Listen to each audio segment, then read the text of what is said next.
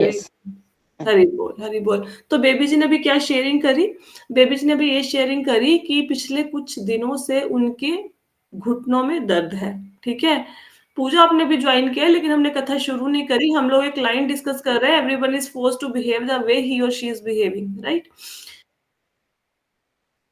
हाँ, हाँ, हाँ। हाँ, मैं कोई बात नहीं आपके लिए रिपीट कर दूँगी।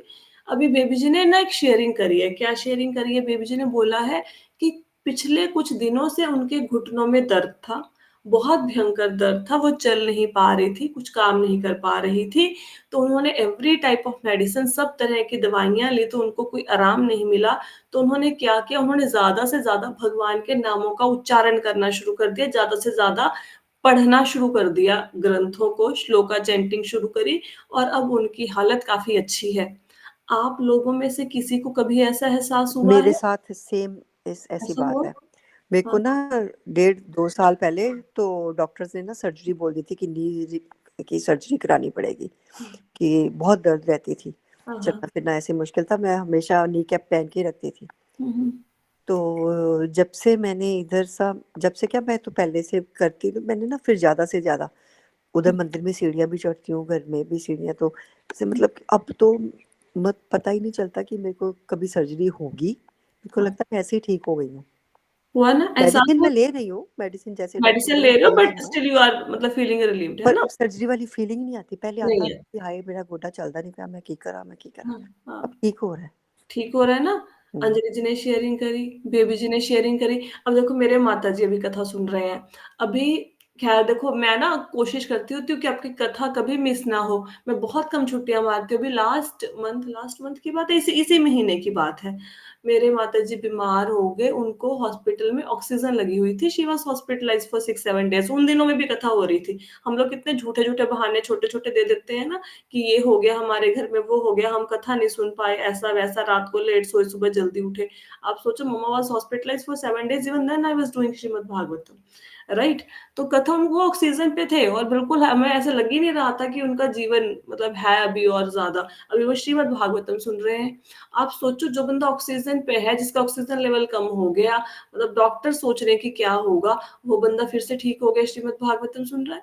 जब आप भगवान का नाम लेते हो, हमें पता है ऐसा लगता है श्रीमद् भागवतम सुन रहे हैं, माला कर रहे हैं, फ़र्क तो पड़ नहीं रहा, वैसे ही दुःख आ रहे हैं। आपको पता है कितने ज़्यादा घोर कष्ट आपके ऊपर आने थे, भगवान ने उन कष्टों को काट दिया। पता क्यों नहीं चला?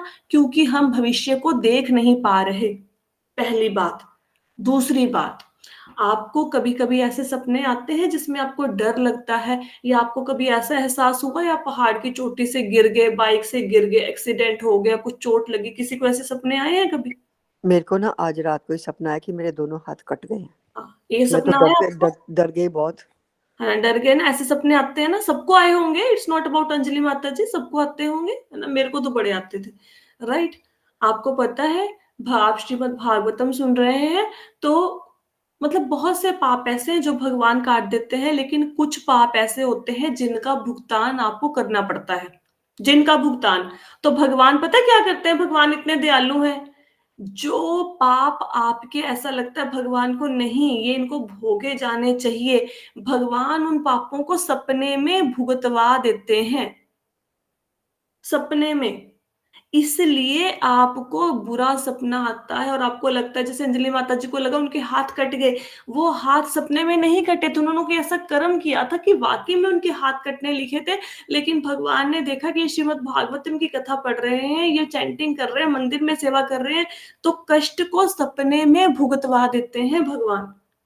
And this is true, this is true.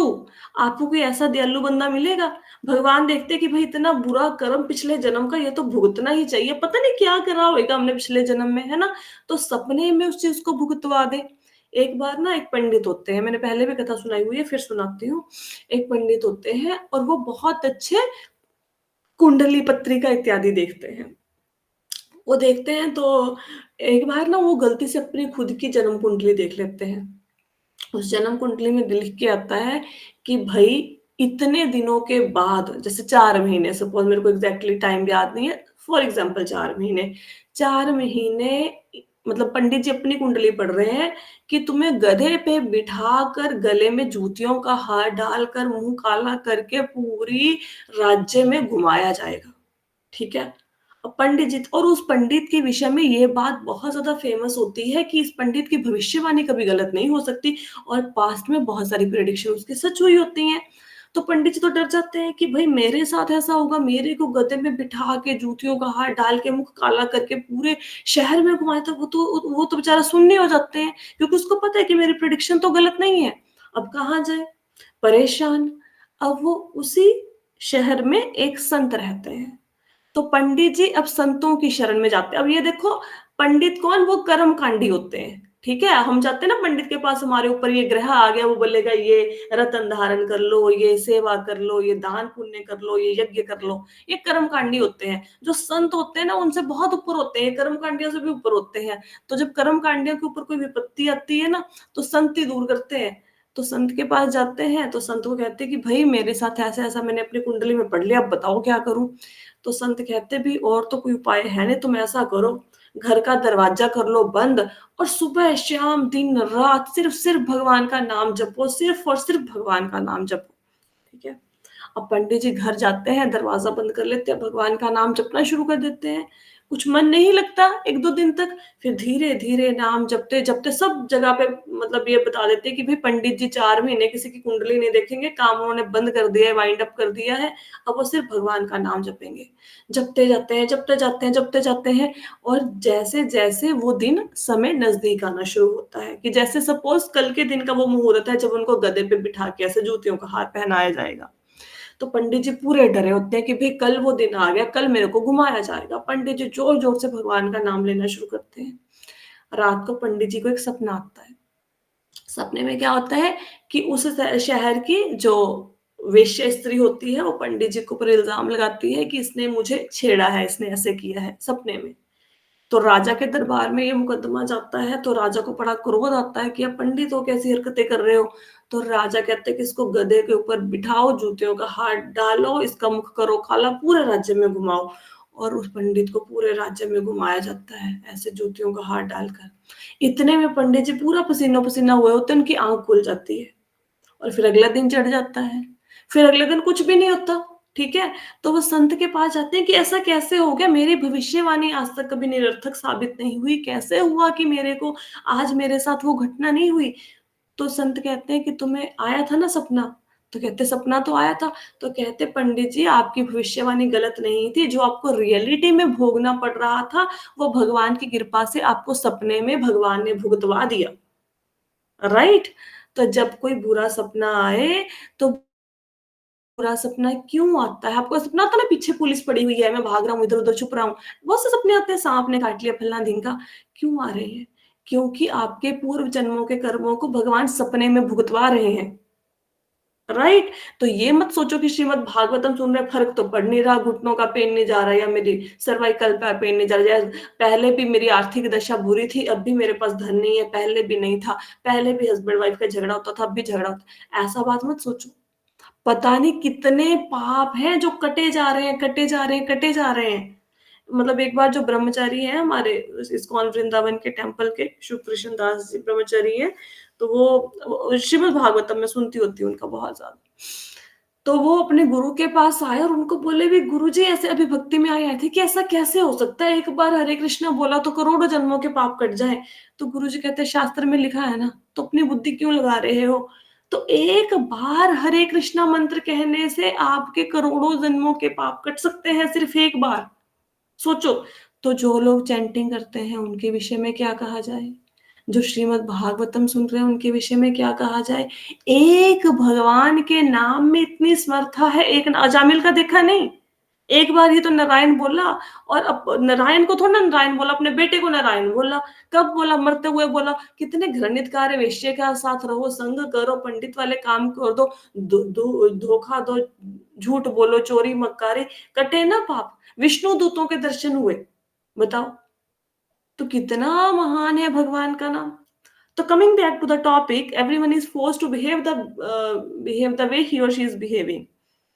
जो बंदा जैसा कर रहा है वो बाध्य है, क्योंकि आप सतोगुण के प्रभाव में सुबह कथा सुन रहे हैं, इसलिए आप कथा सुनने के लिए बाध्य हैं।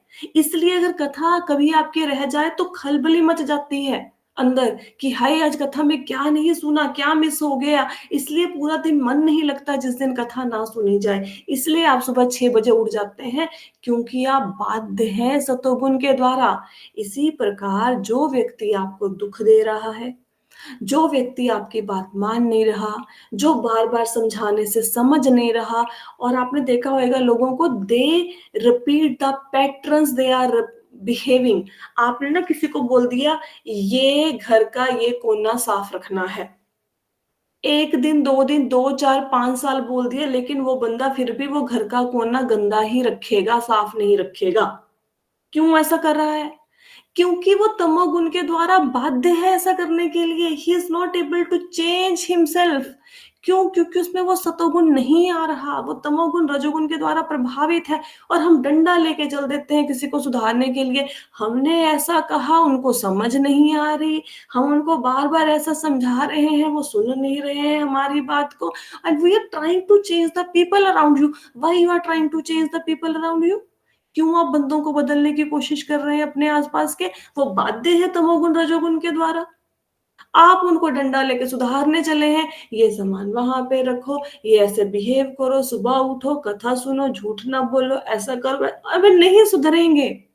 दे आर फोर्स्ड बाय तमोगुण, दे आर फोर्स्ड बाय रजोगुण। फिर क्या करें? ओनली वन थिंग, भगवान का प्रसाद उनको खिलाओ। जैसे ही भगवान का प्रसाद खिलाओगे, उनकी बुद्धि तमोगुण रजोगुण से ऊपर उठ के सतोगुनी होनी शुरू हो जाएगी। वो ठीक हो जाएंगे, वो ऐसा नहीं करेंगे। अब जी भगवान का प्रसाद कैसे खिलाएं? हमारे घर में तो नॉनवेज बनता है, हमारे घर में तो कोई भगवान को मानता नहीं है। तो भगवान कृष्ण की फोटो है कहीं पे, उसके आगे जल रखो, उसमें डालो एक तुलसी पत्र, तो भगवान को हरे कृष्णा महामंत्र बोलो। फिर घर में जहाँ पे भी पानी का पात्र है, पानी का पात्र नहीं है, कोई दूध का पात्र होगा, उसमें उस जल को थोड़ा सा मिला दो। थोड़ा सा दूध रखो, दूध रखो, दूध का भोग भगवान को लगा दो। फिर उस दूध को मिला दो। कुछ नहीं मिल रहा है, घर में शक्कर तो खाते होंगे सारे, चीनी तो खाते होंगे, थोड़ी सी चीनी शक्कर लाके तुलसी पत्र लाके भगवान को भोग लगा दो। फिर मिला दो सारी शक्कर में, भोगी बन गया ना वो अंदर जाएगा। अंदर जाएगा, तमोगुण रजोगुण हटेंगे, फिर वो इंसान वैसे बनेंगे जैसे सतोगुण, जैसे जैसे उनका विकसित होगा तो उनकी बुद्धि चेंज होगी। Don't try to change the people around you. लोग तब जो चेंज होंगे जब उनकी जिंदगी में हरि नाम आएगा, कीर्तन आएगा, श्रीमद् भागवतम आएगी, भगवत गीता आएगी।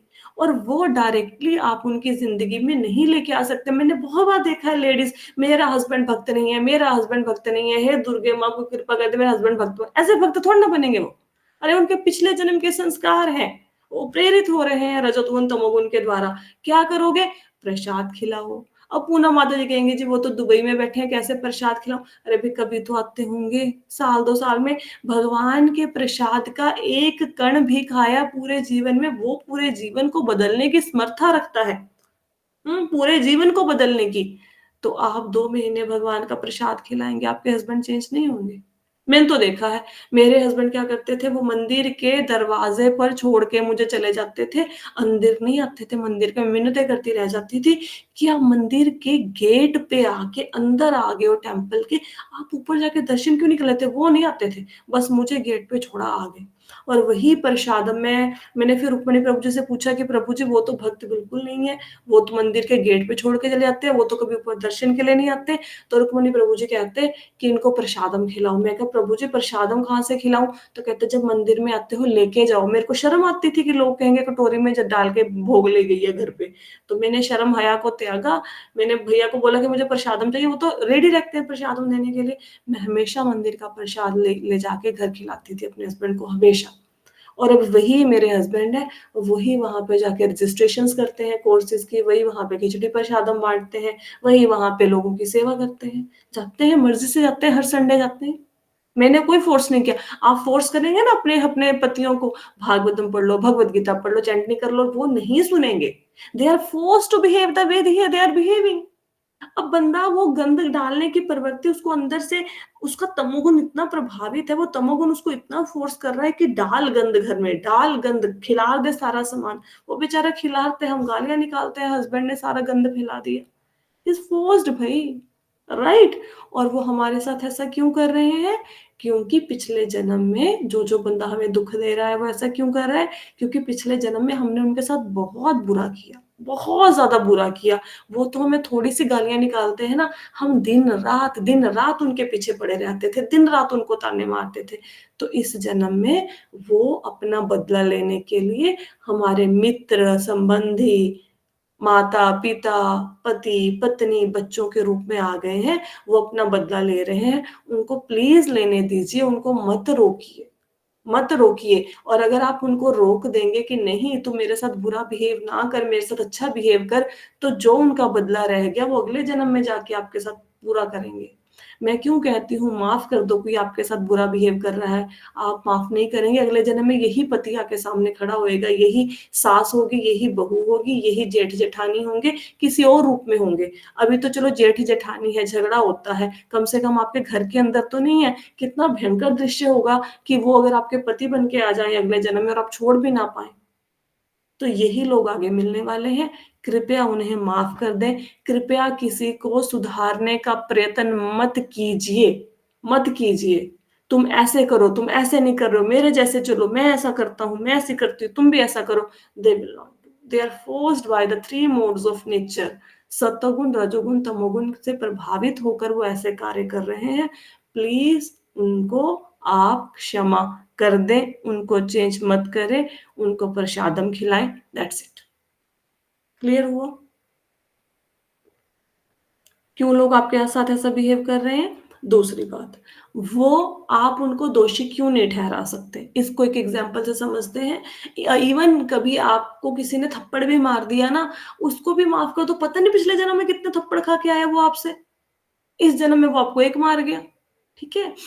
तो दूसरी बात, अगर आपके घर में डाकिया आए और वो आपको एक पत्र देता है जिसमें लिखा है कि आपके सगे संबंधी की डेथ हो गई, तो क्या आप डाकिए को, पोस्टमैन को पीटेंगे कि तू हमारे पास ये पत्र लेके आया है? पोस्टमैन उसकी पिटाई करेंगे पोस्टमैन की कि यू आर रिस्पॉन्सिबल, तू इस पत्र को लेके आया है, तूने उसको मारा है, ऐसा करोगे कि नहीं करोगे? नहीं करोगे। ठीक है। पोस्टमैन की क्या गलती है? वो तो सिर्फ पत्र लेके आया है। अच्छा, कभी पोस्टमैन आपको मनी ऑर्डर दे जाए, मनी ऑर्डर दे जाए 20,000 रुपए का, तो पोस्टमैन को पैर छुओगे, उसको गले लगाओगे कि वाह जी वाह, तुमने मुझे 20,000 दिए, तुमने नहीं दिया होता तो कहाँ से आते? पोस्टमैन सिर्फ संदेश वाहक है। वो मनी ऑर्डर किसी और ने भेजा है, वो जो आपको दुख का समाचार मिला है वो किसी और ने भेजा है। तो जो इंसान आपको जीवन में दुख दे रहे हैं वो सिर्फ पोस्टमैन है। वो आपके पूर्व जन्मों के फल को कैरी करके आप तक पहुंचा रहे हैं। वो गलत नहीं है, वो गंदे नहीं है, वो बुरे नहीं है। वो तो बेचारे अच्छा काम कर रहे हैं। आपके पिछले जन्मों के जो लोन आपने सिर पे चढ़ा रखे हैं, कर्जे बुरे कर्मों के, वो तो उन कर्मों को भुगतवा रहे हैं आपको कृपा करके। वो तो आपके पापों को धीरे धीरे कम कर रहे हैं, गालियां निकाल के, आपको परेशान करके। तो उनके तो पांव पकड़ने चाहिए। अगर कोई बंदा आपसे पिछले जन्म का लोन उतारे, आपके सिर के ऊपर 1 करोड़ का लोन है, कोई बंदा आपके लोन को पे करे, आपको बुरा लगेगा कि अच्छा लगेगा? अच्छा लगेगा ना कि मेरा 1 करोड़ का लोन था, इस बंदे ने मेरा चुकता कर दिया। तो पिछले जन्म में इतना पापों का जब बोझ लेके सिर पे घूम रहे हो, कोई बंदा गालियां निकाल निकाल के उस बोझ को कम कर रहा है, तो उसको गालियां निकालनी चाहिए, उससे नफरत करनी चाहिए कि उससे आपको प्रेम करना चाहिए कि मेरे पापों की गठरी तूने उतारी, जो इतना बड़ा गट्ठर मेरे सिर पे बोझ लदा हुआ था तेरी कृपा से आया। कोई निंदा करे, चुगली करे, गालियां निकाले, you should be very happy, वो आपका लोन उतार रहे हैं। राइट। और जब कोई प्रेम करे, दया करे, वो आपके पिछले जन्म के पुण्य कर्म थे, इसलिए वो आपकी सहायता कर रहे हैं। वो जन्म, पिछले जन्मों के पुण्य कर्म खत्म हो रहे हैं। जैसे जैसे जीवन में प्रोग्रेस होती है, पिछले जन्मों के पुण्य कर्म ही तो है जो खत्म हो रहे हैं। राइट। वो तो आपका बैंक बैलेंस है जो कम हो रहा है, और दुख आते हैं तो पिछले जन्मों के पाप खत्म हो रहे हैं। अब बताओ, दुख में सुखी हो गए या सुख में सुखी हो गए? दोनों ही अवस्थाओं में सुखी हो जाओ, कर्म कट रहे हैं। क्लियर हुआ? अरे भाई बोलिए। अभी नफरत करेंगे अपने जेठ जेठानी सास ससुर बहू से, नफरत करेंगे कि नहीं करेंगे? नो, नहीं, पर नो, वी विल ये नॉट कैसे डू, पता कि नहीं हमारे करेगा। कर्म कट रहे हैं कि नहीं एक कट रहे? एक एक करके पूछते हैं, पहले बेबी जी कहते हैं हम तो नहीं करेंगे। अच्छा अंजलि माता जी क्या कह रहे हैं, क्या करोगे? जी नहीं, वो तो चलो ठीक है, क्षमा भी कर दो, पर ये क्या अगले कर्म बन रहे हैं कि पिछले कट अगले रहे बिल्कुल, तभी तो श्रीमद् भागवतम सुन रहे हैं। हैं? श्रीमद् भागवतम इसलिए सुन रहे हैं, जो हाथी का बच्चा होता है, कभी हाथी के बच्चे को स्नान करते हुए देखो, वो पता है क्या करता है? नदी में जाता है, खूब नहाता है, खूब नहाता है, फिर क्या करता है, उसके बाद बाहर आता है, मिट्टी लपेट लेता है, फिर गंदा हो जाता है, फिर नदी में जाता है, स्नान करता है, फिर गंदा हो जाता है। हम हाथी के बच्चे के जैसे कर रहे हैं। हम लोग जो श्रीमद् भागवतम सुन रहे हो, पिछले जन्मों के कर्म तो कट रहे हैं। प्रॉब्लम ये है डे टू डे लाइफ में कितने सारे पाप कर्म हो जाते हैं हमसे। अब हम सांस लेते हैं तो सांसों से, अभी वो जैन धर्म के लोग क्यों मुंह पे पट्टी बांधते हैं? वो इसलिए बांधते हैं क्योंकि जब हम सांस लेते हैं ना तो बहुत सारे बैक्टीरिया मर जाते हैं। ठीक है, मैंने कितनी बार समझाया कि आपके नाखून में 10,000 बैक्टीरिया है, नाखून के ऊपर आप हल्का से ऐसे टच कर दो, वो 10,000 बैक्टीरिया मर गए। चलते हो कितनी चींटियां मर जाती हैं। ठीक है, पता नहीं कितने पाप किए जा रहे हैं जाने अनजाने में। तो जो हम पाप की प्रवृत्ति को नष्ट करने के लिए श्रीमद् भागवतम पढ़ रहे हैं, ताकि जो डे टू डे लाइफ में हमसे पाप हो रहे हैं उनका निराकरण हो,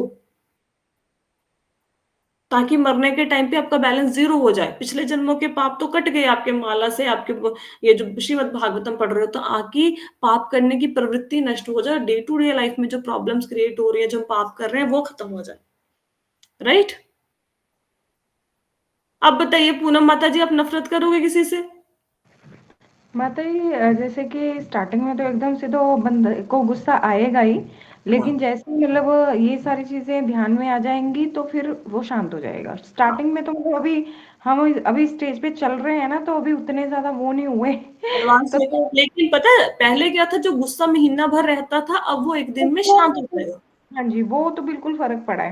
हाँ, लेकिन ये तो अभी भी है। मतलब जैसे चैंटिंग वगैरह नहीं मैं कर पाती, तो हम्म। मतलब अभी अंदर से तो वो चीजें अभी भी विकार तो है ही ना। तो नहीं, मैं अभी विकास तो रहे कोई बात नहीं, लेकिन उसकी इंटेंसिटी कम हो जाएगी। हाँ जी माता जी, तो इसलिए अभी चैंटिंग का भी मैं स्टार्ट कर ही रही हूँ, ताकि और ज्यादा मैं इम्प्रूव कर सकूँ अपने आप में। ठीक है, अभी आप मुझे बताओ, अपने पति पत्नियों को सुधारने की कोशिश करेंगे?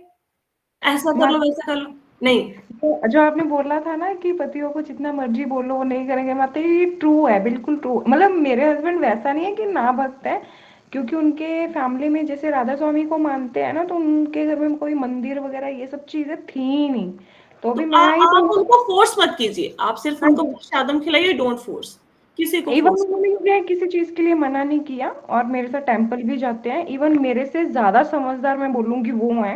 जैसे आप लेक्चर में समझाते हो ना, आपको मैं तो आपको एक वो बात बताऊं, आपको हाँ ना जी, एक बहुत अच्छी बात बताती हूँ, आपको इस बात को ध्यान से सुनना। हु इज जी वैष्णव? वैष्णव कौन होते हैं?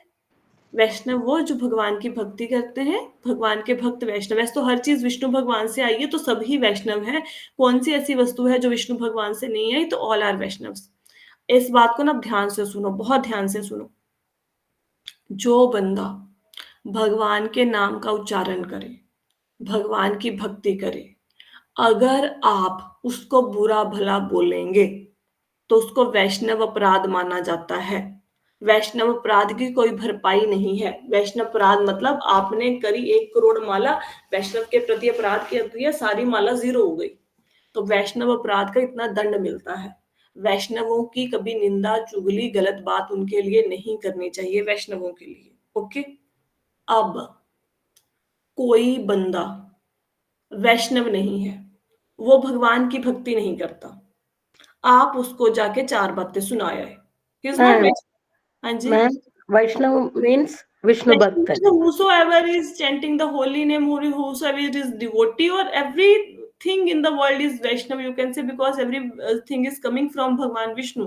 तो कुछ आचार्य कहते हैं कि एवरीथिंग वो विष्णु, जो भगवान विष्णु की पूजा करते हैं, basically they are also Vaishnav, who are devotees, those are also Vaishnav. Okay. Okay, okay. अब कोई बंदा चैंटिंग नहीं करता, कुछ नहीं करता, कोई भक्ति नहीं करता, अब आप उसको जाके 4 गालियां निकाल आए, बोल दिया, ऐसे कहा सुनी होगी, तो आप लोग को लगेगा मेरे तो वैष्णव अपराध नहीं किया, क्योंकि ये तो भगवान का भक्त नहीं है।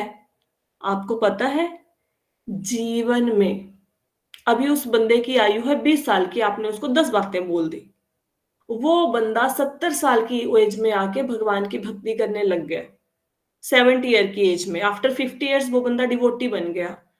जो आपने उस इंसान को गालियां निकाली थी 20 साल की एज में, आपकी फाइल अपडेट हो जाएगी, वो वैष्णव अपराध लग जाएगा आपको। Your file will be updated. क्यों? पहले भक्त नहीं था, अब तो भक्त बन गया ना। तो उस जन्म में जो आपने उस एज में, जो 20 साल की एज में आपने उसको गालियां निकाली थी, आज की डेट में उसको वैष्णव अपराध माना जाएगा। आपके हस्बैंड आज भक्ति नहीं कर रहे हैं, किसी टाइम पे वो भक्त बन गए ना 50 साल के बाद भी, ये सब के सब अपराध वैष्णव लगेंगे आपको, सब वैष्णव अपराध बन जाएंगे, सब माला धरी की धरी रह जाएगी हमारी। सोचो कितना बड़ा। आपको पता है ध्रुव महाराज सुना है सबने? एवरीबॉडी नोज अबाउट ध्रुव महाराज। जो ध्रुव महाराज थे वो पहले भक्त नहीं थे भगवान के। जब उनकी माता ने उनको पिता की गोद से उतारा, सौतेली माता ने, कि तुम मेरी कोख से जन्म लो, तब जाके तुम अपने पिता की गोदी में बैठ सकते हो, उत्तानपाद की गोदी में। तब ध्रुव महाराज भगवान के भक्त नहीं थे, नहीं थे वो भक्त। वो बाद में इस घटना के बाद भक्त बने, उनको भगवान के दर्शन हुए। लेकिन आपको पता है जब वो भगवान के भक्त बन गए तो जो उनकी माता थी सुरुचि, उनको वैष्णव अपराध लगा, वो जंगल की आग में जलकर मर गई थी, पागल हो गई थी। वो उनकी जो भी माता थी वो पागल हो गई, जंगल की आग में जलकर मर गई। क्यों? क्योंकि उसने उस बच्चे के प्रति तब अपराध किया था। तब वो वैष्णव नहीं थे, वो बाद में वैष्णव बन गए, तो उनकी फाइल अपडेट हो गई, वो वैष्णव अपराध काउंट किया जाने लगा। जब उनको बुरा भला कहने का, गोदी से उतारने का इतना अपराध लग सकता है कि जंगल की आग में पागल होके बंदा भस्म हो जाए, तो हमारा हाल देखो। जो लोग लड्डू गोपाल की पूजा करते हैं, भले ही वो कितने ही बुरे क्यों ना हो यार, छोड़ो इस बात को, छोड़ो इस बात को, वो क्या कर रहे हैं आपको उससे कोई मतलब नहीं है। जो भगवान का कभी एक बार भी नाम का उच्चारण करते हैं, जिनके मुख से एक बार भी राम निकला है, उनके लिए आपने कोई बुरा भला बोला तो कितना हमें अपराध लगेगा। Don't say anything to anybody, right?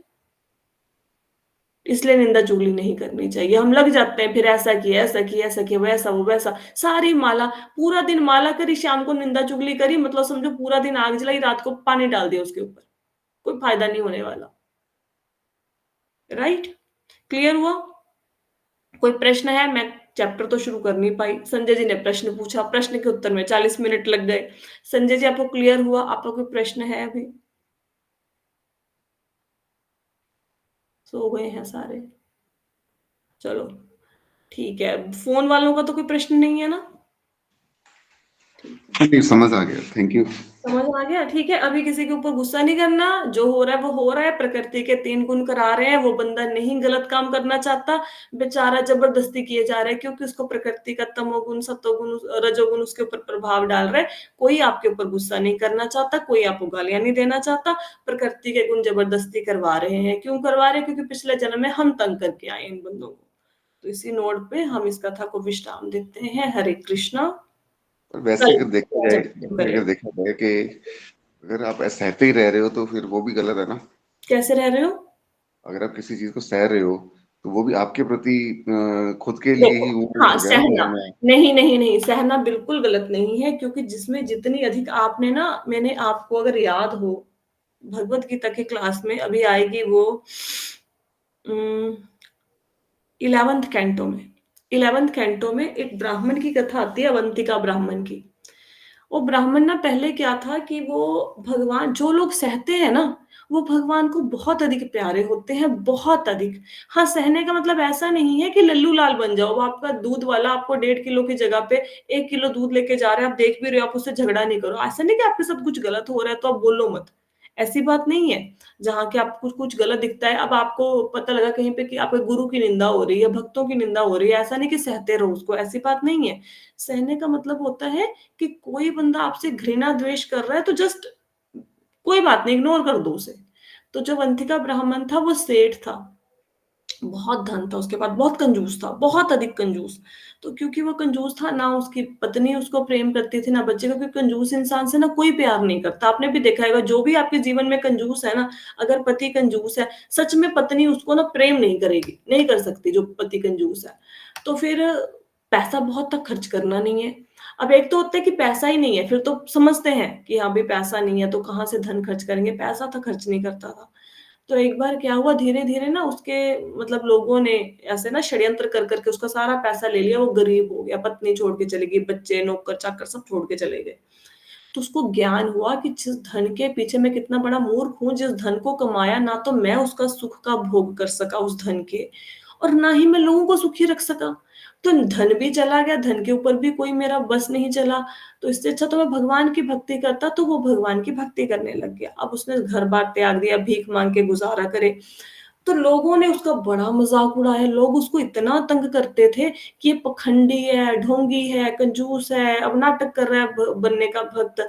उसको ना ऐसे वो बेचारा माँग के लेके आता भिक्षा, उसके ऊपर वो यूरिन पास कर देते उसके खाने के ऊपर लोग। देखो कितना बड़ा गलत काम है। वो उसको ना पेड़ से बाँध देते थे और पिटाई करते थे उसकी कि तू ड्रामा कर रहा है, ठीक है? उसको ऊपर थूकते थे। मतलब क्या-क्या नहीं सहा, आप पढ़ोगे ना उस बंदे ने जितना सहा, मैं सोचती हूँ हम लोग नहीं सह सकते।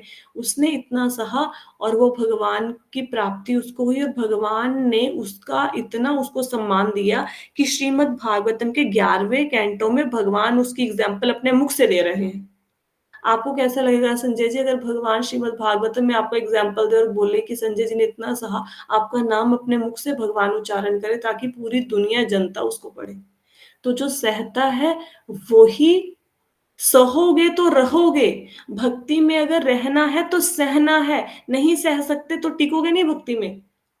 नहीं, सहना पर वो जो पड़ेगा। हरे कृष्णा, वो जो मतलब भगवान भी तो यही कहता है ना कि अगर आपके साथ अन्याय ज़्यादा हो रहा है तो वो भी सहना नहीं है। अन्याय ज़्यादा हो रहा है, सहना नहीं है, लेकिन हमारे साथ ना कोई ऐसा अन्याय नहीं होता जैसे पांडवों के साथ हुआ। हमारे पांडवों की मतलब जो कुंती महारानी की पुत्रवधू का चीरहरण कर दिया भरी सभा में, ज़हर दे के मार दिया उनको, है ना? आग लगाने की कोशिश करी। हमारी ज़िंदगी में ना ऐसे अत्याचार नहीं होते। हमारी ज़िंदगी में छोटी-छोटी बातें होती हैं, उसने मुझे ये कह दिया, मैंने उसको ये कह दिया। ठीक है? ऐसे छोटी-छोटी सी बातें। तो हमें इसको इग्नोर करना चाहिए क्योंकि हमें इतने दुःख नहीं कोई दे रहा। प्रहलाद महाराज को हिरण्यकश्यप ने कितने दुःख दिए, फिर भी उसने हिरण्यकश्यप की मुक्ति माँगी ना प्रहलाद महाराज ने। तो सहन नहीं करोगे तो क्या करोगे? अच्छा एक बात बताओ, अब किसी के घर में बहू है, वो बुरा-भला बोल रही है, आप नहीं सहन करोगे तो व्हाट विल यू डू? आप उसको आगे से 4 बातें सुनाओगे, वो 4 सुनाओगे, वो 8 सुनाएगी, आप 8 सुनाओगे, वो 16 सुनाएगी। तो भक्ति किसकी खराब हो रही है? मन की शांति किसकी जा रही है? बताओ? हमारी। तो फिर क्या कर सकते हैं? तो इसको छोड़ दो। अगर किसी ने कुछ कि अपना पता हम लोगों को इसलिए दुःख लगता है क्योंकि हम सोचते हैं कि हम शरीर हैं। तो अगर मुझे गंदा कहा तो मुझे गंदा कहा। लेकिन अगर ये सोचो कि हम तो आत्मा है, शरीर तो यहीं जल के मर जाएगा, तो शरीर को कोई गाली दे, कोई कुछ करे, क्या फ़र्क पड़ता है? हम तो आत्मा है, आत्मा को तो गाली लगती नहीं है, मस्त हो जाओ। तो ये कहना कि हम आत्मा हैं और ये मानना, एक्सपीरियंस करना हम आत्मा, इन दोनों में बहुत फ़र्क होता है। तो मैं जो इतना बड़ा-बड़ा लेक्चर दे रही हूँ इसका मतलब ये नहीं कि मैं बड़ी सहनशील हूँ। I am also like you, मैं भी आप लोगों के जैसी हूँ। लेकिन हाँ, जब टीचर बार-बार बोले ना सत्य बोलो, तो कभी ना कभी टीचर की भी बुद्धि सही होएगी, वो भी सत्य बोलेगा। तो I am also on that part, मैं भी आपके जैसी हूँ। सॉरी, वैसे देखा जाए फिर ये बेसिक बात ये है कि ये सेल्फ पीस के लिए है कि हम अपनाना चाहते हैं सेल्फ पीस, तो वो अपना लो। अगर बंदा कोई तगड़ा है तो फिर साले की ऐसी तैसी फेर दो, यही बात होगी फिर तो। ना, ना, ना, तगड़े बंदे की भी ऐसे-तैसे क्यों फेरोगे? तगड़े बंदे की भी क्योंकि ऐसे-तैसे ऐसे तो नहीं श्री फेरने कृष्ण ना। जी थे जो नहीं, श्री नहीं, कृष्ण नहीं। जी थे, उन्होंने पांडवों का साथ दिया क्योंकि अधर्म के अगेंस्ट थी हर चीज। पता है क्या है? अधर्म नहीं, नहीं। हो रहा था। कृष्ण जी ने धर्म का साथ इसलिए दिया क्योंकि उस समय पे अधर्मी राजा संसार में बहुत ज़्यादा हो गए थे, जो ब्राह्मणों के अकॉर्डिंग राज्य नहीं चलाते थे, अपनी मन-मर्ज़ियाँ करते थे। इसलिए वो तो सह रहे थे बेचारे। तो भगवान कृष्ण ने उनका साथ दिया, उन्होंने उनकी कृपा से सारे अधर्मी राजाओं का वध हुआ। ये पांडव नहीं समर्थ थे उनको मारने में। जब आप इतना ज़्यादा सहोगे ना, तो भगवान देखेंगे ना कि बंदा इतना सह रहा है और दूसरा बंदा इसके साथ गलत किए जा रहा है, तो भगवान अपने आप उसको वो दंड देंगे। ना तगड़े को करो, ना गरीब कमज़ोर को करो, किसी को भी मत करो, भगवान अपने आप देख रहे हैं, वो करें देखेंगे क्या करना है हमारे साथ। भगवान कृष्ण स्वयं पांडवों का बदला लेने के लिए मतलब ये समझो कि खुद खड़े हुए ना पांडवों के साथ, तो आपके साथ भी खड़े हो जाएँगे, अगर आपके साथ कोई गलत कर रहा है। भाई यही चीज मेरी थ्योरी है कि भगवान हमारे थ्रू ही उनको फिर पाप की सजा देते हैं। That is better. ऐसा नहीं है भई, एक ने थप्पड़ मार दिया, दूसरे को 2 थप्पड़ लगा दिया और बोलो मेरे अंदर भगवान आ गया, तो तूने मुझे 1 थप्पड़ मारा, ये लो मैंने तुझे 2 डाल दिए, ये मेरे भ ये भगवान जो मेरे अंदर आवेश है तो उसने मार दिया, ऐसा नहीं। मतलब अपने आप देख लेंगे। जैसे ना हमारे अभी एक मेंटर है मेरे, जगत बंधु प्रभु जी, तो वे जिस सोसाइटी में रहते हैं, उनकी सोसाइटी में एक अंकल है, उन्होंने उनके बेटे को बिना किसी बात के बहुत बुरा भला कहा, बहुत बहुत ज्यादा गलत किया उनके साथ। तो जगत बंधु जी ने भी आगे से उनको कुछ बोल दिया होगा, तो ऐसे हमें भी तो गुस्सा ही जाता है, हम कौन सा भाई उस लेवल पे पहुंचे हैं। तो बाद में जब जगत बंधु जी को रियलाइज हुआ जाके कि मैं तो भगवान की भक्ति के मार्ग पे हूँ, तो मैंने क्यों उस बंदे को गलत बोला, तो वो ना गए, उसके घर गए, उससे माफी मांगी कि भाई जो भी हुआ प्रभु जी मेरी गलती, आप मुझे माफ कर दो। हालांकि उनकी कख गलती नहीं थी, माफी मांग ली। तो उनको बोला कि मेरा बेटा जगन्नाथ जी का भक्त है, प्लीज इसको ऐसा मत कहें, क्योंकि जगन्नाथ जी बहुत गुस्सा करते हैं उनके भक्तों को कोई ऐसा कहता है तो प्रभु जी ने तो माफी मांग ली, वो तो माफी मांग के आगे, उन्होंने तो कुछ नहीं कहा उसको, ठीक है, वो तो माफी मांग के अपना काम पूरा करके आगे। भाई ठीक है, आपने झगड़ा किया, हमारी गलती नहीं थी, फिर भी आपने बोला, पर कोई बात नहीं, हम आपसे माफी मांग रहे हैं, भाई हमें माफ कर दीजिए। वो अगले दिन जब उनको देखने गए ना, उनके दोनों हाथ टूटे हुए थे, इतनी भयंकर चोट लगी। सच में भगवान अपने भक्तों को जो दुख दे ना, उनको माफ नहीं करते। पर आप अपना हथौड़ा लेके मत खड़े हो जाओ कि मैं सजा दूंगा, मेरे अंदर भगवान का आवेश आ गया, मैं मारूंगा तुम्हें, ऐसे नहीं, भगवान अपने आप देख लेंगे। यस माता जी, इस पे ना प्रेमानंद जी का भी मैंने सेम लेक्चर सुना था कि आप अगर नहीं कुछ कहते ना, तो भगवान अपने आप उस बंदे से मतलब वो कर मतलब कि उसको सही करने के लिए ना कुछ इंतजाम कर देते हैं फिर। अपने आप करेंगे ना, हम क्यों करें। अब देखो मेरी बात सुनो, पांडवों को अब सोचो, विष दे के मारो, बारूद में जला दो, पुत्र वधु को बड़ी सभा में सबके सामने उसके वस्त्र उतार दो, इतना होने के बाद फिर कहाँ भगवान कृष्ण, कहाँ नहीं उनकी, जो इतना सहता है ना, भगवान उसके साथ साथ चलते हैं, बिल्कुल साथ साथ। भगवान ने क्या क्या सेवाएं नहीं करी, दूत बन के गए उनका, शांति दूत लेके, जब वो वनवास में थे तो तलवार लेकर रात को उनकी रक्षा करते थे, पांडव आगे आगे चलते थे, भगवान मटका लेके पीछे पीछे चलते थे कि तुम्हें प्यास लगेगी, मैं तुम्हें पानी पिलाऊंगा। सारथी बन गए, ड्राइवर बन गए। तो इतना सहा तो पांडवों को क्या नहीं मिला। हस्तिनापुर कितना जाते थे भगवान, द्वारिका तो कितना भरी रहते थे, हस्तिनापुर में ही रहते थे मोस्टली।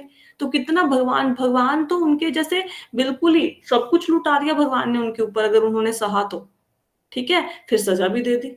तो ऐसे ही भगवान हमारे ऊपर भी खुश हो जाएंगे अगर हम सहेंगे।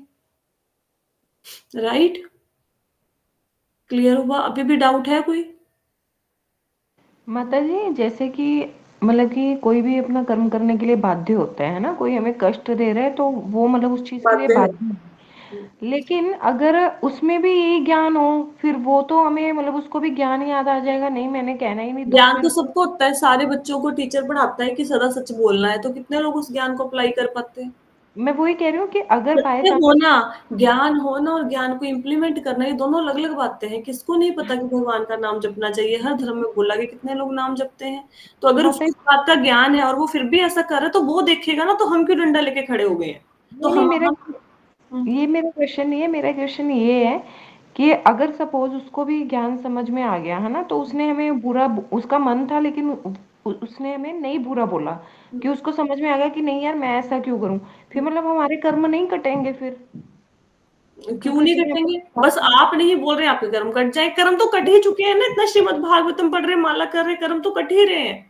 नहीं माता, मेरा ये क्वेश्चन, मैं मतलब ये कह रही हूँ नहीं कि नहीं नहीं, ऐसा नहीं होगा। तो भगवान ने, इसका कितनी मतलब नहीं नहीं, इसका मतलब ये हुआ कि भगवान ने उस इंसान को सद्बुद्धि दी कि वो, ये बंदा भक्ति कर रहा है, तुम उसको बुरा मत बोलो, उसको समझ आ गई, भगवान ने आपके कर्म काट दिए। इसका मतलब ये नहीं है कि उसने आपको गालियां नहीं निकाली, उसको सद्बुद्धि आ गई, अब कोई दूसरा बंदा आपको गालियां निकालेगा, ऐसा नहीं होगा। ओके, ठीक है माता, ये आ गया समझ। ऐसा नहीं है। और कोई क्वेश्चन?